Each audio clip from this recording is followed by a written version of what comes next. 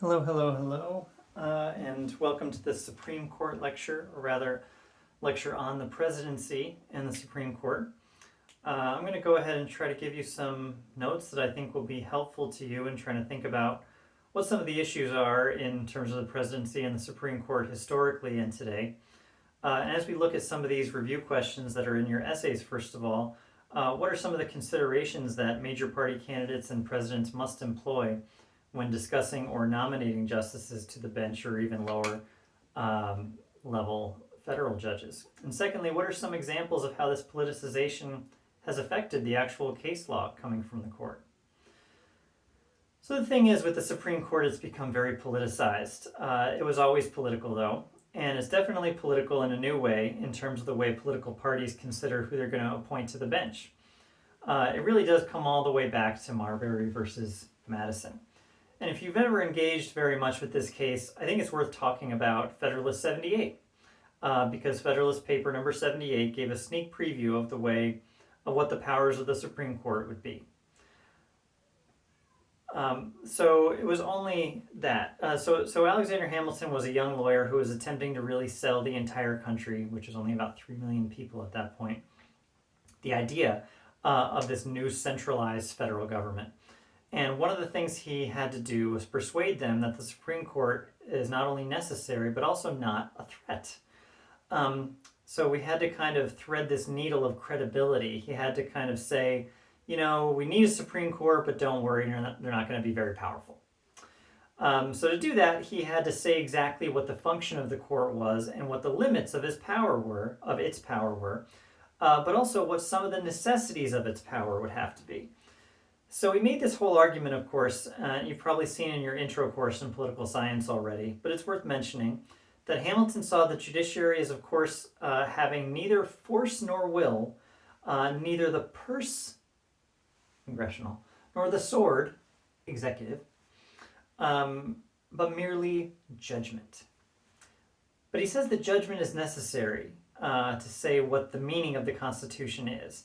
And the reason for that is because if you hypothetically were to have a system of government where you could amend the basic law, the basic kind of fundamental constitution of that government with a simple majority vote, the same way you'd pass any law, you might as well not have a constitution.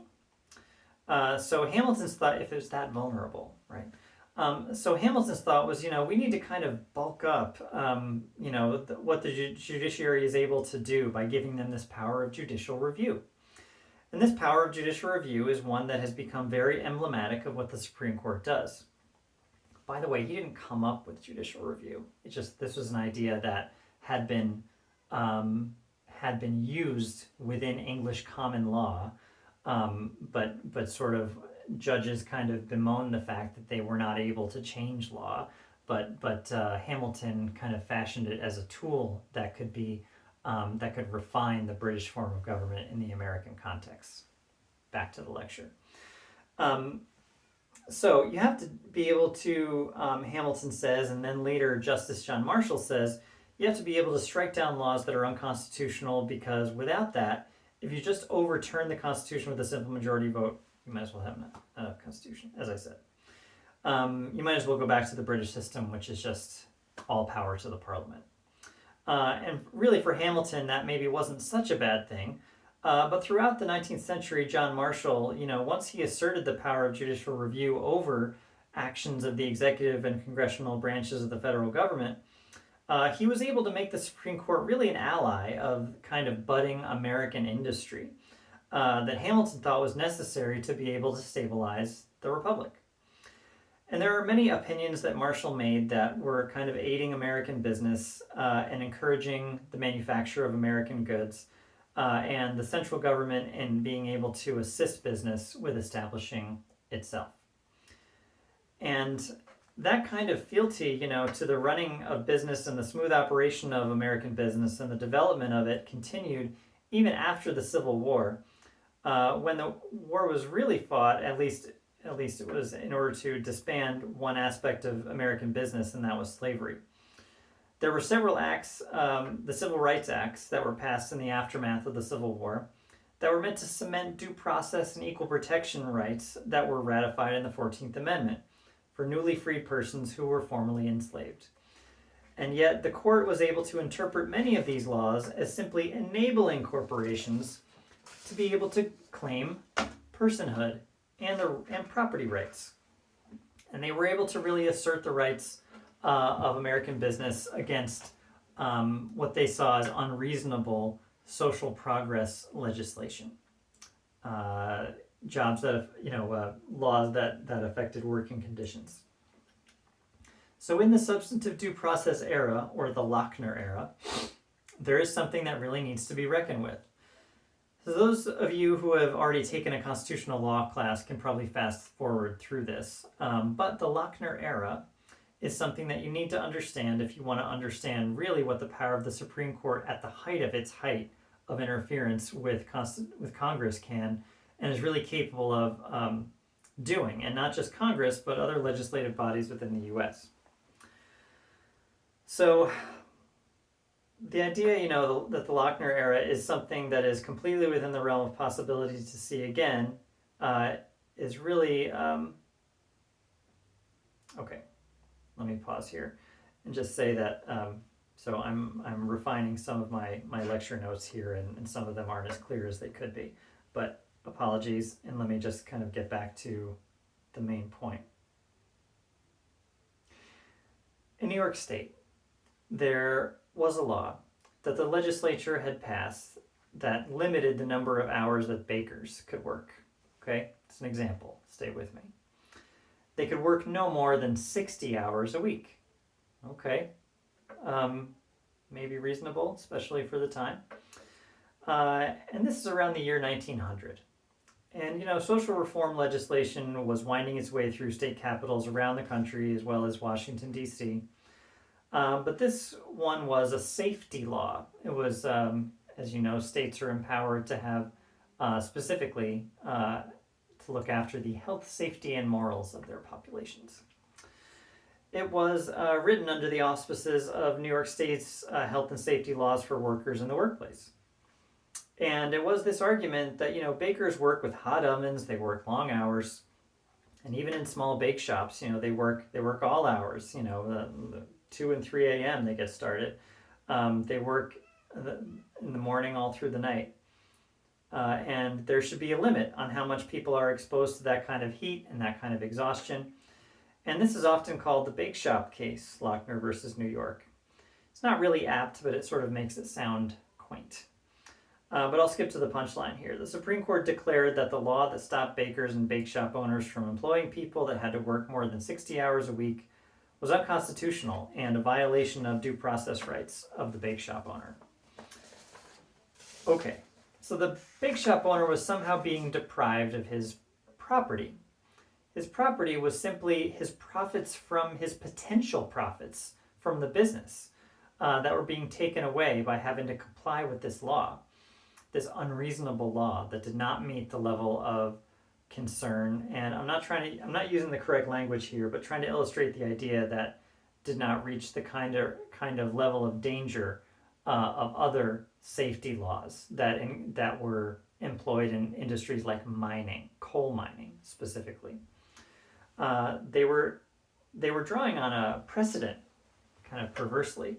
They were holding that they were drawing on this case Holden versus Hardy from the 1880s, this kind of Pennsylvania anti-mining case, this mining employment case that allowed health and safety, that the Supreme Court had agreed allowed health and safety regulations to be drafted for workers if they could demonstrate that the work they were doing was unsafe.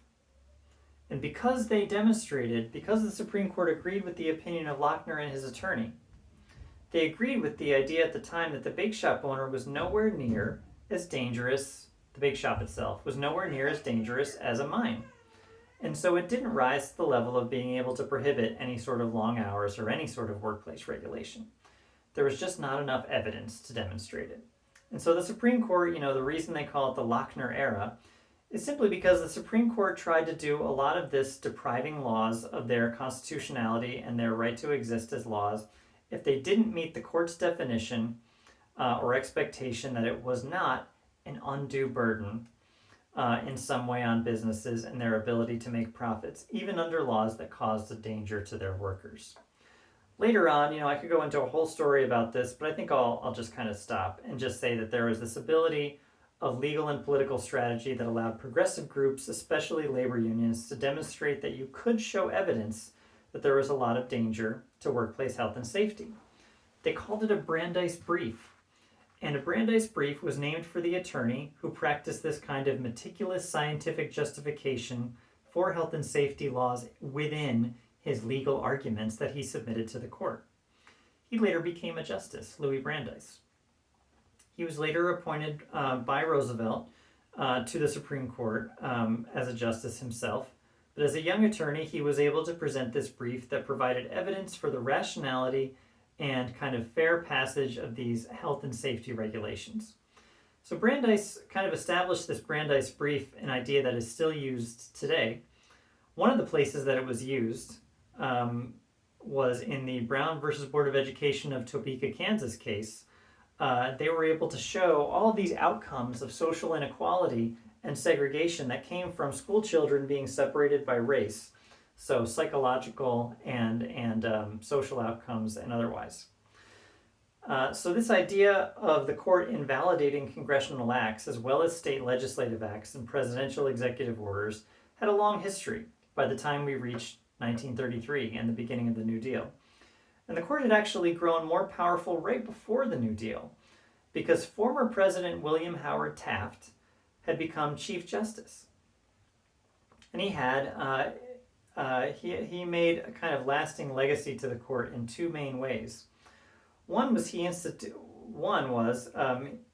this thing that he instituted and he really built, he lobbied for, and he got a new Supreme Court building.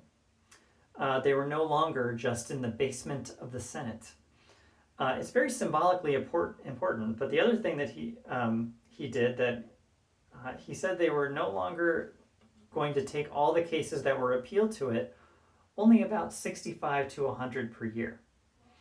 And that's a dwindling percentage each and every year, even now. So as many as 10,000 cases a year or more, and it kind of grows by a percentage point or two every year, the number of cases that are appealed all the way to the Supreme Court. They can be appealed from the either the state Supreme Courts or the courts of appeal, the kind of 9 regional courts of appeal, or I think it's about 12 regional courts of appeal that can be appealed directly, federal courts that can be directly appealed to the Supreme Court. And so the Supreme Court just says, we're not going to hear it and let the decision of the lower court stand. And that happens in 99.9% of cases. But the cases they agree to hear are in and of themselves noteworthy, and so often signal what the court is going to do just because they agree to hear a case. So that was brand new in the 1920s, and by the time we reached the New Deal during the Franklin Roosevelt New Deal era, the public is fairly used to the Supreme Court being a stop on social reform legislation. But during this total economic and political and social crisis of the Great Depression, there was not a lot of patience for that among the people. And so the court did it a few times. They invalidated parts of the New Deal in the National Industrial Recovery Act in favor of, American business being deprived of its due process rights. So the idea is substantive due process that began in the Lochner era, lasted for about 30 years, was that businesses as people have the right, the businesses and corporations as persons have the right to due process of law the same way that formerly enslaved people and all people have the right to due process of law under the 14th Amendment. And there is a high bar of evidence to demonstrate in a law and in a legal argument to say that it's justified to take away their property, and their property understood as their potential profits from their business, revenue or profits from their business, these corporation people. They have the right to that future potential property, and to take it away there needs to be, that has constitutional protection. So kind of 2/3 majority level, Supreme Court level, free speech level rights. That if you're going to make any social legislation that eats into those potential profits, then you have to be able to prove that there is something like a compelling interest to be able to take those away.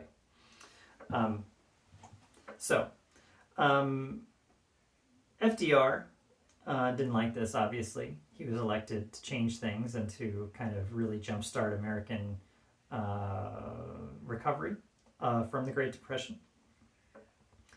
And he publicly speculated that he should appoint, and even had a plan, that he would appoint one new justice for every justice over 70. And that would have amounted to 6. He would bring the court into the modern era and to lighten the workload of the existing justices. Of course, he just wanted to stack the court and pack the court in favor of justices that were more friendly to his agenda. So we've had 9 since the Civil War, and he would have increased that to as many as 15. And hopefully these new justices wouldn't invalidate his newly passed laws that were apparently the upper limit of Roosevelt's popularity. And people kind of turned against him for that. The Republicans were able to paint him as a wannabe dictator, when in fact, I think it's fair to say the Supreme Court was being a fairly undemocratic check on a lot of these very popular laws that were being passed by congressional representatives. And so that was really the end of the Lochner era, the New Deal, because even though Roosevelt made the court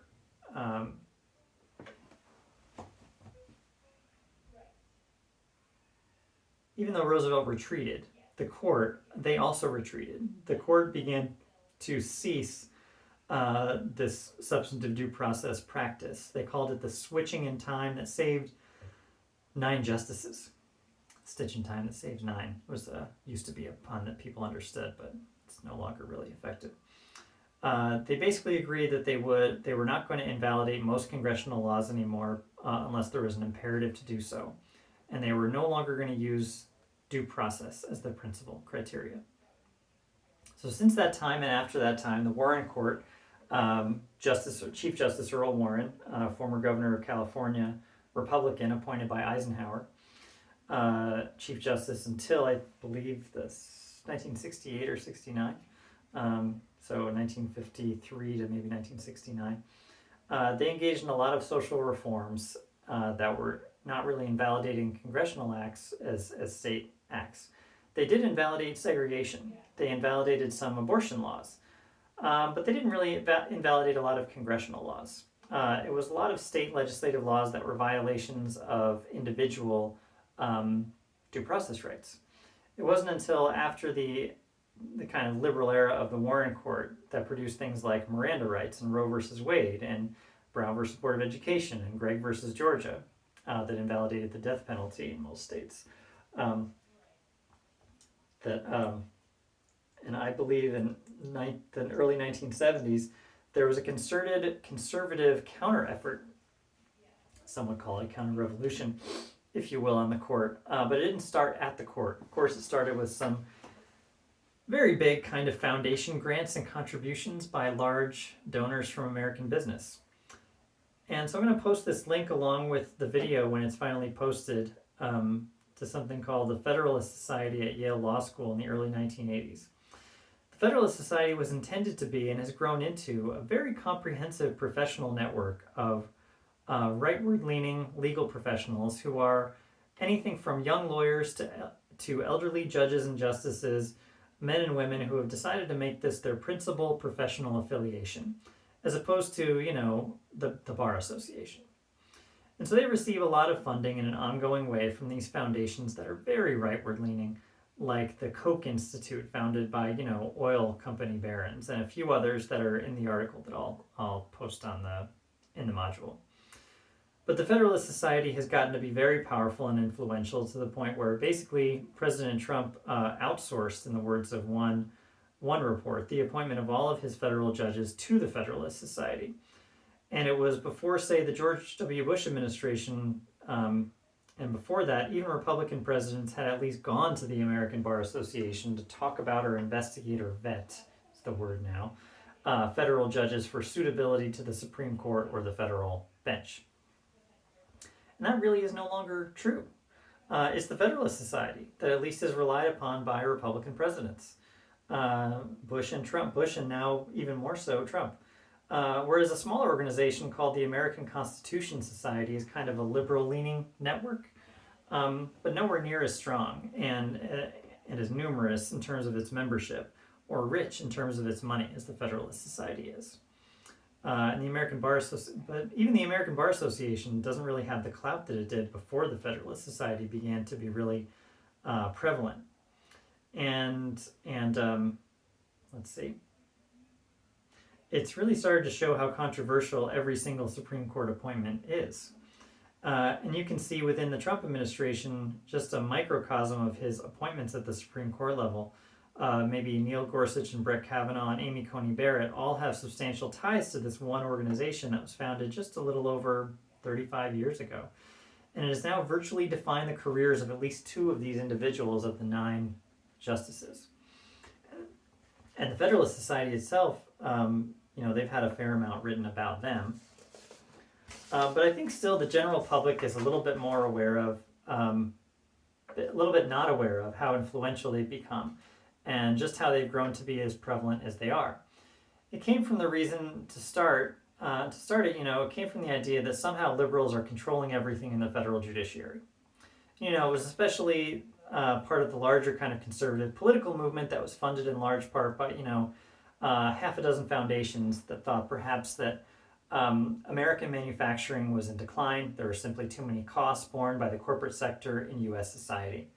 And there needed to be a way to kind of turn back the clock on some of these fairly expensive social reforms enacted by Congress and state legislatures at least 50 years ago or so. And the way to do that was through a kind of multi-level organizing effort to kind of weaken the confidence in state institutions in many different forums.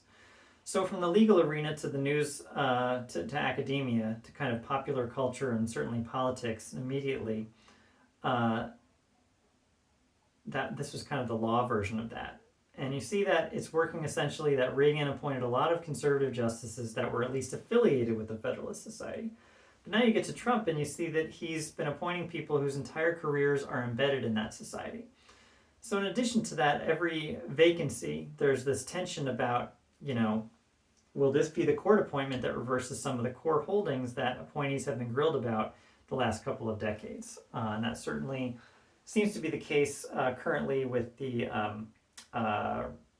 with Roe versus Wade. That seems to be happening as we speak on the court right now. That's being decided and likely could be decided by the time a lot of you see this. It seems like, yes, the balance has really tipped, that the Trump administration has been able to build a really lasting legacy of conservative legal influence and power within the judiciary. And so seeing that, that one of the options has been thrown to the Biden administration is to whether to indeed pack the court as Roosevelt attempted many years ago.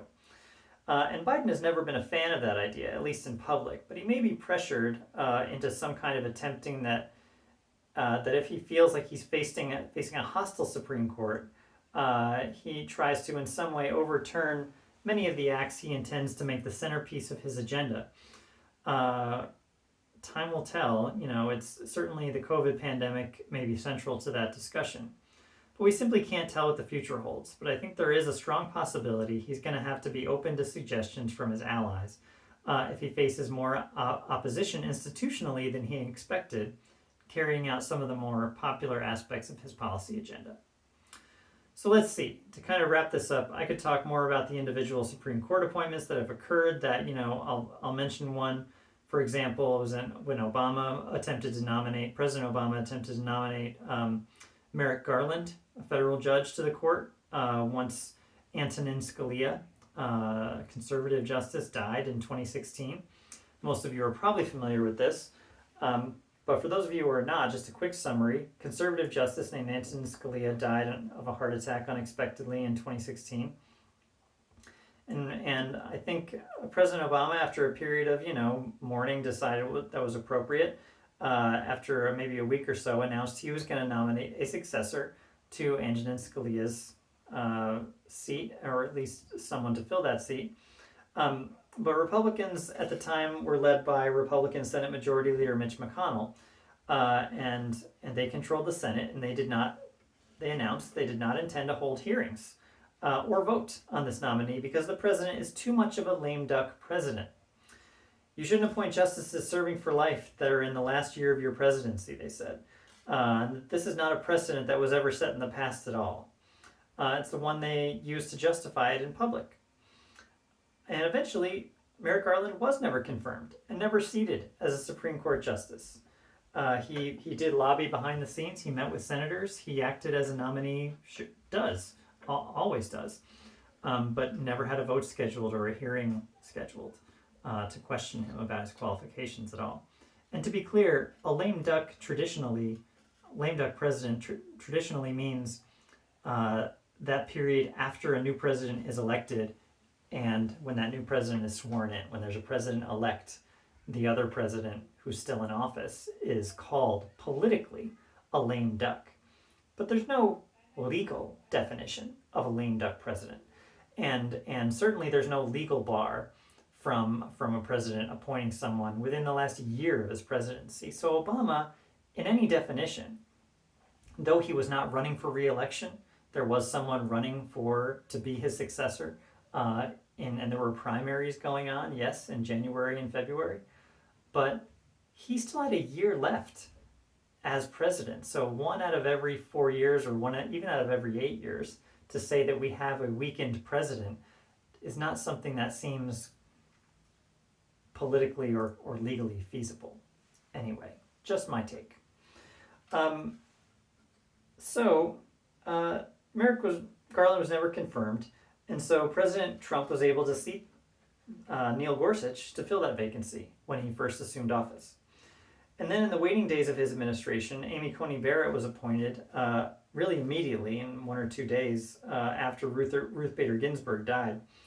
And that is a direct contradiction of the argument that Republicans had made 4 years before, when a Republican said they decided to, led by Mitch McConnell and Lindsey Graham specifically, they completely backtracked and didn't acknowledge the contradiction, which is objectively really just jarring to see something like that, to see that kind of blatant contradiction. But that is what politics is, attempting to reconcile, contradicting interests and ideas even within a single politician's statements 4 years apart. Let's see. So this is all just, meant to be a provocation to you to kind of think about these issues, because this is the way they're being talked about in DC and in politics and within your textbook. I think you're going to encounter maybe more of a measured tone about all this, but it is kind of a politically ongoing conflict that is not going to be done with very soon. And one that you should be aware of is certainly true, that how the Supreme Court is seen in terms of the prestige of the institution these days. So yeah, it's true that it's a political body. And let me leave you with one quick anecdote. And this is one that I think, well, I'll just tell you. So in 2000, Justice Sandra Day OConnor had been on the bench for, I think, 19 years at that point. And she had been the first woman appointed to the Supreme Court by President Reagan. She was a self-described, or at least described by most, conservative justice. She was a Republican. But she didn't vote to overturn Roe versus Wade when the opportunity arose on the court. Although I think she did, it's fair to say she did weaken it while she was a justice. And there was, and I remember reading this in 2000, she was at an election night party, because she's a Republican, and her family is Republican. She's from Arizona. Her husband was a Republican. She was a Republican. There was an election night party. She and her husband were there with a few friends, and Republican friends, and government officials, and media personalities, and the like. And on election night, she was overheard saying in conversation that she was so glad George Bush had won Florida, and it had been called by Fox News at that time for George W. Bush that night. She was so glad because now she could retire and allow a Republican to appoint her successor and spend more time with her husband which they had planned to do. But as you know, and maybe you weren't around to see this in 2000, but as you know, later that night, Fox News retracted that call. So did CNN and the other networks. And Al Gore retracted his concession to George W. Bush, and so began this kind of month-long political fight over who was going to win Florida's electoral votes and thus the presidency. And guess who decided whether or not the election was going to be able to be counted in a way that was thorough and comprehensive, that would have revealed who the winner would be in a statewide count? The Supreme Court. The U.S. Supreme Court had, in Bush v. Gore, had this appeal directly from the Florida State Supreme Court to the U.S. Supreme Court. And the U.S. Supreme Court had ruled in that case in a very strange way. They said that unlike every other case we've ever decided, and cases and law which follow precedent, which follow the idea that when a case is decided, that means that is how we should interpret the law for the time being, for the foreseeable future. This is what the law means in practical circumstances. This case would not serve as precedent in any future case. Seems like, why would the Supreme Court then be called upon to properly rule on a case like that? But only in this limited circumstance. They were willing to rule there's no fair way to count the ballots. So we should just go with whoever the winner is right now. And that was George W. Bush before all of the counting had taken place in any other counties besides the 4 that were affected by Gore's initial call. And so Sandra Day OConnor was one of 5 justices in the majority. And there were 4 in the minority. So if she had recused herself, then that decision would not have occurred. And the Florida Supreme Court ruling would have stood. But she did not recuse herself, even though she had been overheard talking about the joy she felt of a Republican winning so she could retire. So arguably all the justices should have recused themselves because they all depended on who the election winner was. They shouldn't have been able to rule on that if they couldn't establish a precedent, which is done in every other Supreme Court case. So she just happened to be sort of caught red-handed in that political calculation, and so she opted to not step down even after Bush won. So she waited until 2005 when he won a second term to step down. And when she did, her one-time friend from law school, apparently William Rehnquist, ended up dying shortly thereafter. And she was, let's see. But then the Chief Justices, there was someone nominated for her seat, but then when her lifelong friend, William Rehnquist, the Chief Justice, ended up dying shortly thereafter, her announced retirement, the Chief Justice seat ended up falling to a former Deputy Solicitor General, and former student of Rehnquist, John Roberts. So to me, that at least is one of the more transparent ways that you can see the Supreme Court itself is not only do they read the election returns, that's what political science often says, but does the Supreme Court read the election returns and answer them directly? Of course they do. But the question is, how much does that matter? And apparently it matters a great deal. And I think that one small case illustrates just how consequential it can be when the court kind of sways one way or another and is allied with one side or another. Right now, it continues to definitely be on the side of the more conservatives, and liberals are definitely outnumbered right now.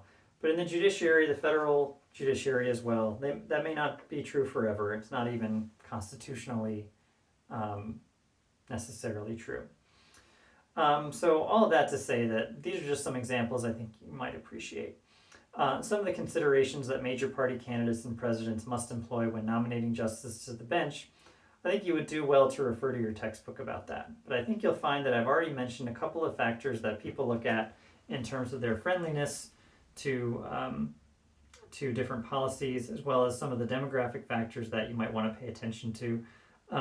Sorry, I haven't mentioned this. So one thing to say is that there's been a lot of scholarship over the last 20 or 30 years that have talked about the diversity of the federal bench, not only justices, but also the hundreds of justices that have served in the lower divisions of the Court of Appeals and the Court of Appeals, as well as the circuit courts and the, what's the word I'm looking for? The district courts, thank you, district courts.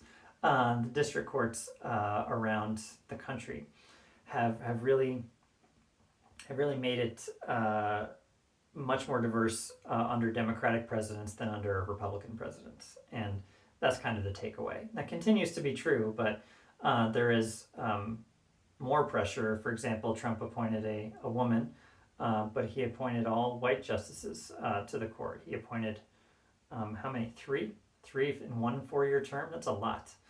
And Biden has yet to appoint anyone, but Obama appointed, I believe, 2 in 8 years, and so there are still a couple of holdouts from the, as of this recording anyway, from the Clinton administration and later the Bush administration.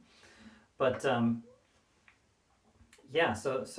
those demographic factors do matter in terms of career advancement within, and maybe seem to have an influence on what side these justices, these young lawyers, tend to go with right out of law school. What's their best career path? Do they go to the Federalist Society, or do they kind of just go it with the traditional American Bar Association? There seems to be a real choice now. So if you have questions about any of this, please do let me know, and I look forward to answering them. And good luck with your papers, and I look forward to seeing what you say about this reading and this lecture in the discussion. Thanks very much.